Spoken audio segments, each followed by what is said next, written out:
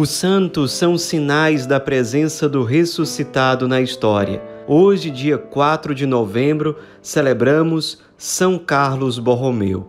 Nosso santo de hoje nasceu em Arona, uma cidade que fica perto de Milão, na Itália, no dia 2 de outubro de 1538. Era o segundo filho de um casal muito rico. Ele nasceu dentro de um castelo. Sua irmã era uma cristã católica muito piedosa, era irmã do Papa da época, Papa Pio IV, e a mãe especialmente zelou muito para que ele tivesse a melhor educação possível em todos os sentidos. E de fato ele correspondeu. Era costume das famílias ricas da época, quando a criança, um menino no caso, completasse 12 anos, que ele fosse enviado para um colégio da igreja com vistas a se tornar um eclesiástico. Às vezes a criança não queria, desistia, mas o caminho pelo menos começava. No caso de São Carlos, ele desde sempre se identificou muito com a vida religiosa, consagrada, com a vida clerical. Só que ele desejava inicialmente ser monge, viver isolado, em vida contemplativa, em silêncio. Mas aos poucos a coisa foi mudando de rumo, inclusive dentro do coração dele. Ele, com 21 anos de idade, ele concluiu os estudos de Direito na Universidade de Pávia e ele era muito inteligente. Sobretudo, ele tinha uma inteligência prática muito grande no contato com as pessoas e na resolução de situações conflituosas. Logo depois dele finalizar os estudos de Direito, ele fundou uma academia para estudos religiosos. Ele sempre gostou de estudo, de formação, de aprofundar o conhecimento da doutrina, dos conhecimentos que têm a ver com o cristianismo, filosofia e tudo mais. O Papa, seu tio, Pio IV, muito admirado com as qualidades, com as virtudes dele, decide nomeá-lo cardeal e arcebispo de Milão quando ele tinha apenas 22 anos de idade. Detalhe, na época dessa nomeação, Carlos Borromeu não era nem padre ainda. Então, durante 2 anos ele foi se preparando. Nesses 2 anos ele foi ordenado padre, pouco depois foi ordenado bispo, mas ele não foi logo para Milão. Ele continuou em Roma como secretário do Papa e foi um ótimo conselheiro numa época muito turbulenta na vida da igreja. A reforma protestante ainda estava nas primeiras décadas, colocando muitos desafios para a igreja em vários lugares da Europa, principalmente. Mas ele foi um grande instrumento de Deus, São Carlos, para, mesmo sendo bem mais jovem, orientar o seu tio na condução da igreja. Ele teve uma participação decisiva, especialmente no Concílio de Trento, na organização do concílio, nas ideias mestras que nortearam aquele concílio que foi tão importante para a história da igreja. E, terminado o concílio, aí ele decide finalmente se mudar para Milão para, enfim, pastorear mais de perto a sua arquidiocese. E lá em Milão ele se destacou como o primeiro bispo que efetivamente colocou em prática todas as decisões do Concílio de Trento. Então, lá em Milão, ele colocou em prática a obrigação dos párocos de morarem dentro do território paroquial para que eles pudessem prestar uma assistência mais próxima e mais ágil aos seus fiéis. Organizou vários sínodos diocesanos, concílios provinciais, fundou vários seminários, casas de formação, o que era uma novidade do Concílio de Trento, a determinação de que os padres só deveriam ser ordenados depois de um tempo de formação num seminário. Então ele colocou logo isso em prática, priorizando realmente uma boa formação do clero. Também fundou várias escolas de cultura, tanto religiosa como profana, porque ele acreditava que uma formação integral favoreceria a maturidade dos fiéis e, consequentemente, a salvação das almas. Investiu também na evangelização por meio da imprensa, também investiu muito na formação catequética dos fiéis, o que era uma grande novidade, porque com o advento do protestantismo era necessário que os católicos tivessem uma boa formação. Então ele investiu muito nisso.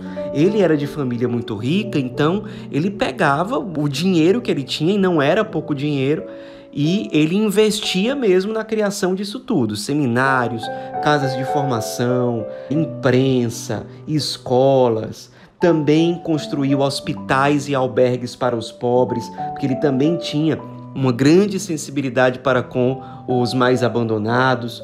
Enfim, ele foi contra os interesses de muita gente, sobretudo daqueles que estavam conformados com o modelo antigo, em que os padres não precisavam se esforçar tanto para evangelizar. E aí acabou que, no fim das contas, fizeram um atentado contra a vida dele. Enquanto ele rezava na capela, ele ficou ileso. No fim das contas, acabou até perdoando a pessoa que fez isso com ele. E não parou de evangelizar. Fez visitas pastorais por todo o território da diocese, inclusive nos territórios mais difíceis e afastados.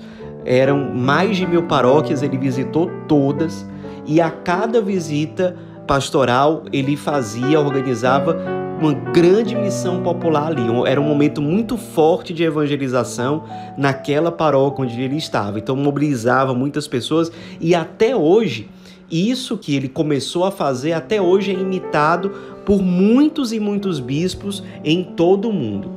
Essa prioridade às visitas pastorais e aproveitar cada visita pastoral para um grande momento de evangelização e de missão popular. Não só isso, mas várias outras diretrizes que foram estabelecidas por São Carlos Borromeu são seguidas por muitos bispos e pela igreja, inclusive, em vários lugares de forma oficial até hoje. Ele, de fato, é um santo bispo que influencia muito a igreja no seu período moderno e contemporâneo. O Papa também chegou a nomeá-lo visitador apostólico para que, representando o Santo Padre, ele visitasse as dioceses que estavam mais ou menos próximas de Milão, para fazer com que essas dioceses seguissem de fato as determinações do concílio. E ele de fato fez isso, viajando por 15 dioceses, representando o Santo Padre com esse objetivo. Não parou por aí, chegou a fazer uma viagem missionária para a Suíça, para ajudar os católicos daquela região a combater heresias, a combater certas dificuldades junto a doutrinas protestantes. Ele foi uma resposta providencial também ali para aquele país naquela época, e teve como grande pastor uma atuação muito heróica e despojada durante o famoso episódio da Peste Negra, que invadiu Milão no ano de 1576. Muitos padres acabaram morrendo enquanto serviam aos enfermos, e ele fazia questão de, mesmo sendo um cardeal, arcebispo, ele acudia todos os doentes, mendigos, pobres que ele podia durante a peste, fazia questão de ele mesmo ir administrar os sacramentos, visitar cada um, rezar por cada um. Ele chegou a organizar uma grande procissão para fazer penitência, pedindo a Deus que tirasse aquela peste ali daquela arquidiocese. Ele chegou a fazer essa procissão de pés descalços, com uma corda no pescoço, uma cruz nos ombros, em sinal de penitência. Ele, que era um bispo muito orante, de profunda vida de oração, organizou essa procissão realmente, e ele, mesmo sendo cardeal, sobrinho do Papa, sempre foi muito simples, muito humilde no trato com as pessoas, e isso transpareceu de uma forma muito intensa durante todo o episódio da peste. Ele não se escondeu, ele enfrentou, ele foi às ruas, ele foi resposta, foi de fato um grande pastor. A peste acabou interferindo na saúde dele, ele não morreu diretamente por causa da peste, mas ele pegou uma febre gravíssima, ele ficou muito debilitado, teve que reduzir muito o seu trabalho apostólico, e a partir disso a sua saúde foi se debilitando, até que ele chegou a falecer com apenas 46 anos de idade, no dia 4 de novembro de 1584. E logo que ele morreu, os fiéis de Milão ficaram muito comovidos. Ele já foi celebrado quase que imediatamente como um bispo santo, porque o povo viu como aquele bispo foi um pastor que se consumiu pelo seu povo, que se consumiu pelas suas ovelhas, que sempre foi fiel à igreja, sempre foi fiel ao Papa e sempre se consumiu muito por amor as suas ovelhas, aqueles que faziam parte do rebanho que lhe foi confiado pelo Cristo e pela Igreja.